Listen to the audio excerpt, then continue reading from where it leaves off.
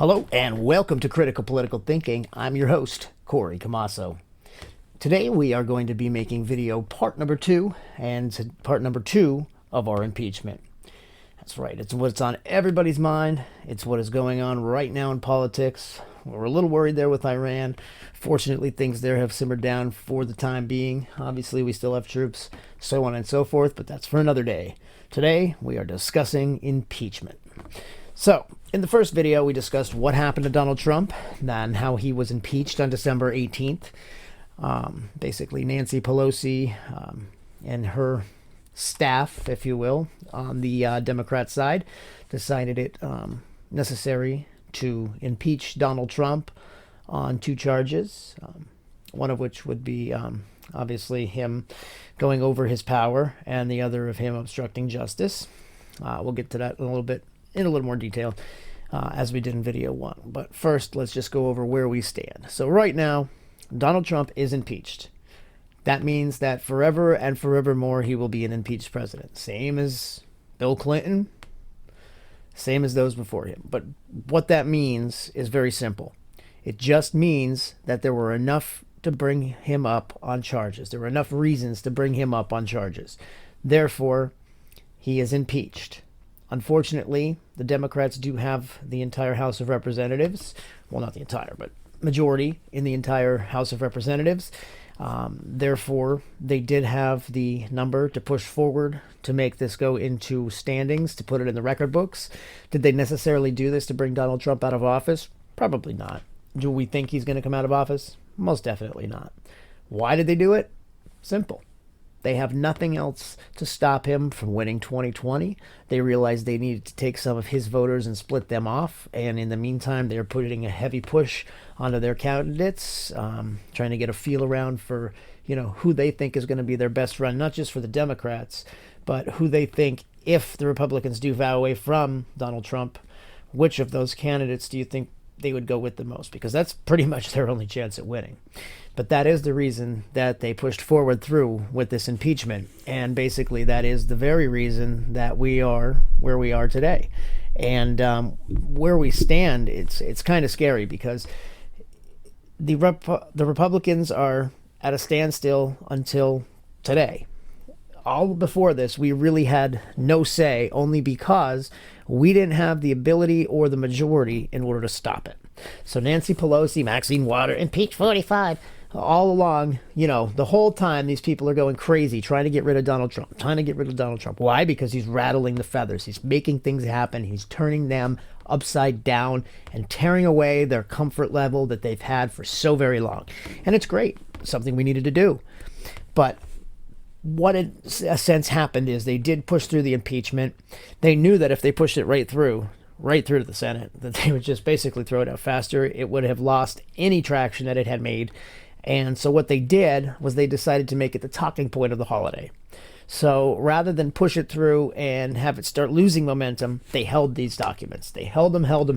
Oh my God, what's going to happen? This, that, and the other thing. It was on every news channel. It was just about everywhere.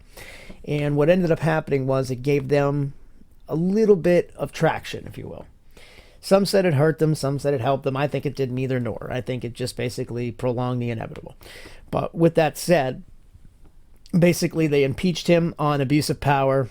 They impeached him on obstruction of justice. And basically what they accused him of was utilizing war money, funds, aid to go to Ukraine. Trump put a hold on this funds, or supposedly put a hold on these funds in exchange for information on somebody that he would be running against come election 2020, which is Joe Biden and Hunter Biden. Basically, what he did was he went and he pretty much tried to dig up dirt on his running rival. What we found with that was basically Joe Biden, Hunter Biden, worked for an energy company in Ukraine. Supposedly there was some kind of bad workings, and Donald Trump wanted to dig up this dirt so that he can utilize it in the 2020 election. Wonderful, fantastic.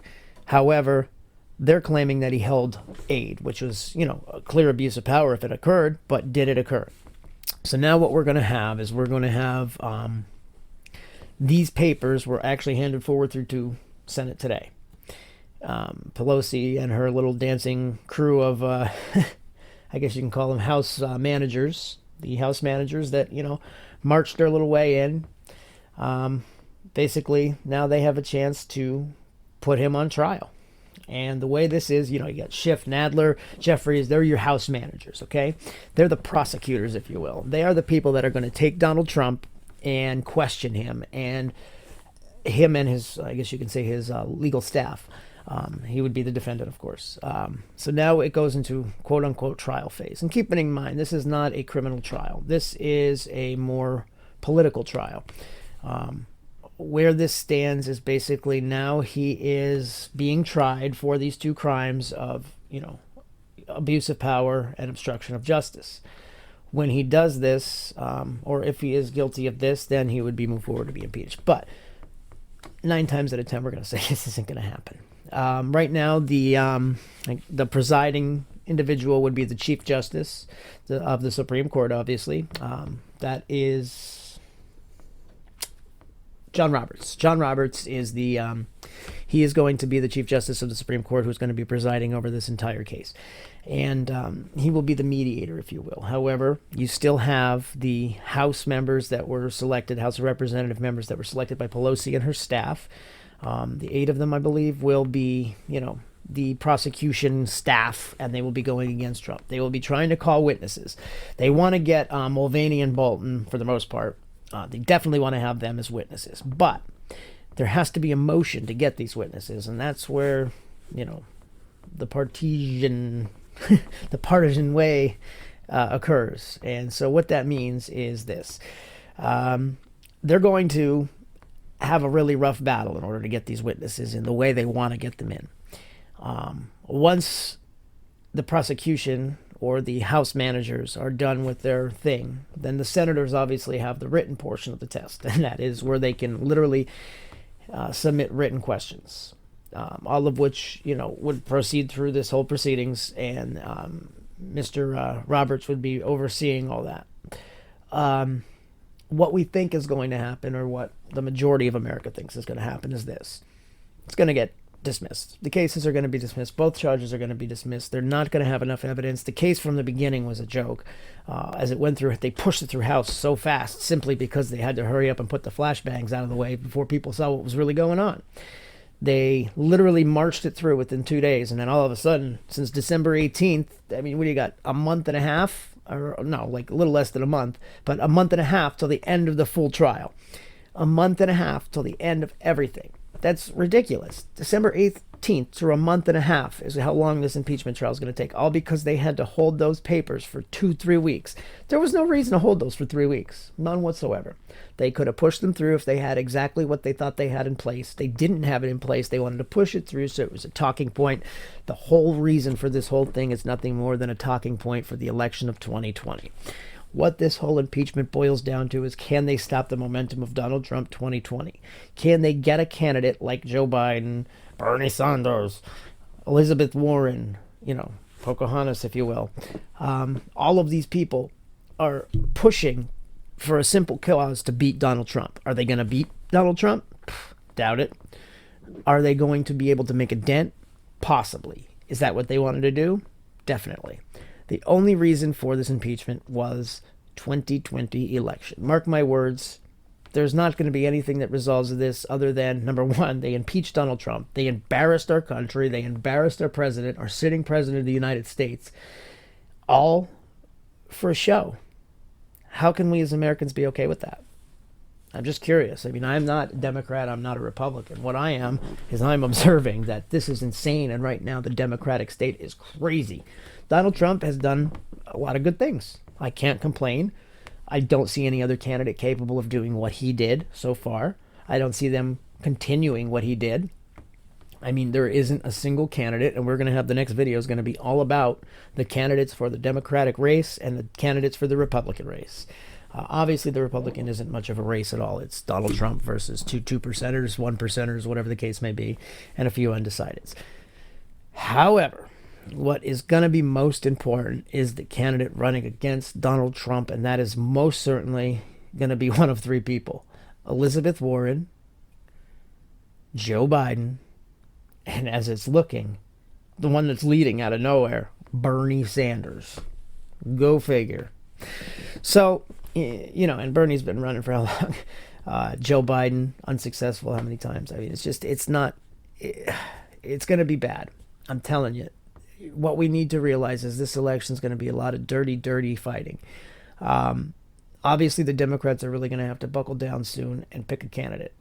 They're going to need to find a candidate, but what they're trying to do is find the candidate right after, I'm assuming right after this, because basically once this impeachment's out of the way and whatever comes to, and whatever bad light on Donald Trump is presented is going to be the only thing that's going to split away voters from Donald Trump.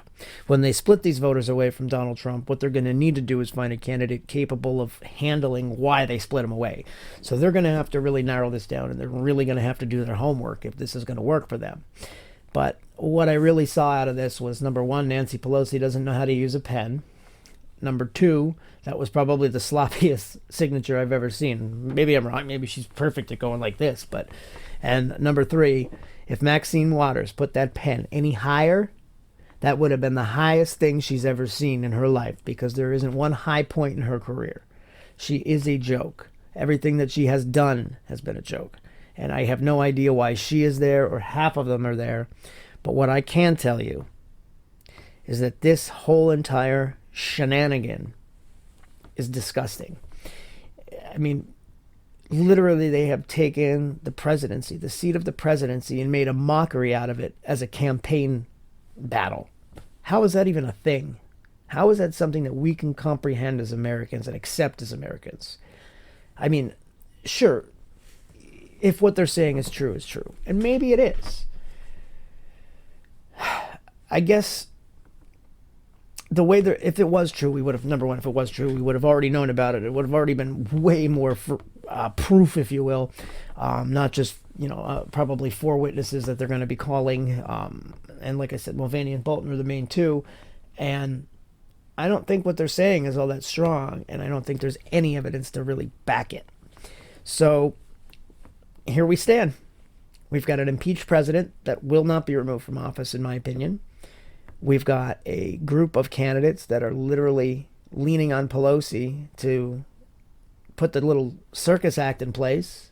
And now we have an entire country that is now enthralled by this entire escapade. And what did it get us as Americans? How is any one of us Americans any better as a result? Can anyone answer that? Because I can't. My name's Corey Camasso. We've just discussed the impeachment.